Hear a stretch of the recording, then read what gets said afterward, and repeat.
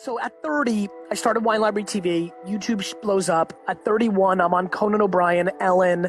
There's articles being written about me. Now they're writing that the business grew from $3 to $60 million in sales. I'm becoming this guy. I got so many goddamn emails from friends in high school during that period when I was showing up in all these magazines and TV shows. And every single one of them was like, hey, Gary, you remember me from high school? Oh my God, you're so lucky. I wrote back every single one of them and said, let me just clarify one thing. I'm not lucky. I worked. I worked every goddamn weekend and every holiday since I was 14 years old. So you can keep that luck shit in your pocket.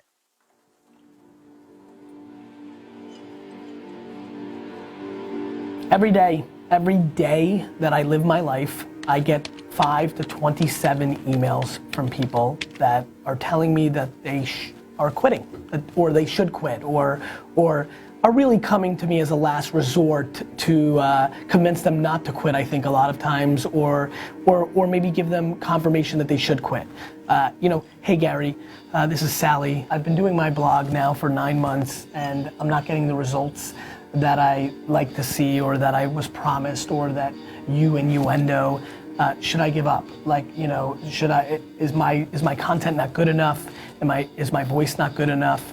And I think about it every time I see these emails, every time people ask me at conferences, I think about it. I think about how sad I am that I wasn't documenting my life or putting out content or doing the Ask Gary Vee show during those 5.5 years of Wine Library TV. Especially those 18 months when nobody was watching. The story that's never told is the story that I was building Wine Library to a huge company long before Wine Library TV, and that the first month that I did Wine Library TV was the first time that Wine Library had not grown 30% over the prior year's revenue.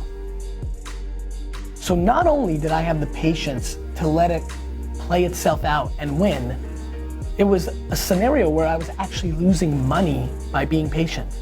Many of the people that are gonna watch this video are not achieving what they want and are lacking the patience and think everything happens overnight.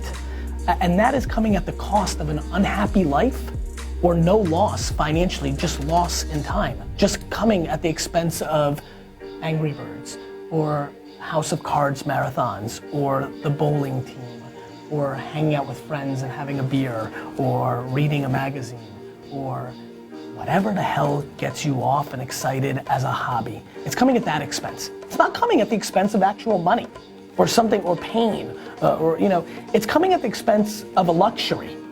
And so to me, the insanity, really, and that's what I'm gonna, the disproportional misunderstanding that there's not a person that you can name, not one. There is 0 people that you can name that had it happen overnight. Even the 9-year-old Stevie Wonder and 6-year-old Michael Jackson, there were years of work put in prior by their parents, by their uncles, even with the greatest talents, even with LeBron. He seemed like so young when he hit the scene. Guess what? He wasn't. He'd already been playing basketball for 15 goddamn years. Even though you all say to me like, wow, you did it. I didn't do it. I did it when I was 14 years old, and 15 years old, and 16 years old, and 17 years old, and 18 years old, and 19 years old, and 20 years old, and 21 years old, and 22 years old, which were all the years that every single weekend, while my friends went to the Jersey Shore and hooked up with girls, while my friends went fishing, while my friends hung out and threw around the football and lived the leisure life, every weekend, every single weekend. Let me just say it one more time. Every weekend, every day, from the day I got out of school to the day I went back into school, every vacation day, all of them, not a good amount of them, every day from 7 a.m. to back then 8 p.m., every day, I was learning the wine business. I was honing my craft to be a good salesman. I was figuring out how to be an operator. I watched how my dad interacted with his employees, what I liked about it, what I didn't. I watched my cousin Bobby interact with the employees. I took what I liked from it, what I didn't. I was 30 years old before any of you ever saw me. Go show me the videos on YouTube right now that have me under 30. They don't exist. I was putting in the work for half my life, from 15 to 30, where I built an actual business. I put in actual work. And so if you want to tell me that every goddamn moment of my life between 15 and 30 is an overnight success, then knock yourself out. But that is complete bullshit, and every one of you know it. And so when you email me that you've started this thing, that you have the audacity to want it to be the rest of your life, the audacity, really the entitlement, that you think that you should be able to do something that you love so much for the rest of your life, that makes you enough money to be able to do it for the rest of your life, that you're giving up after 4 months, that you're giving up after 2 years. As a matter of fact, every single person watching this video should be trying for that moment for the rest of their life, period. You might hit pay dirt at 80, and cool, then you can really do exactly what you love from 80 to 100. My friends, it is a gift. It is a gift to wake up in the morning and be able to do what you want for the rest of your life. The way you do that is by becoming a quote unquote overnight success. You know, the excuse that everybody uses to deploy against somebody who's actually put in work for the last decade and got themselves into a position where they can do something pretty rad that we all think is cool and we all wish we could do. You know, that thing, the thing that you say to yourself to make yourself feel better about when you're laying in bed and playing a goddamn game on your phone instead of putting in the work to achieve what you want. Nothing in life is free. Nothing happens overnight. It all takes tons and tons of work and tons of talent and tons of serendipity. But my friends, luck, serendipity, there's a forced culture within that.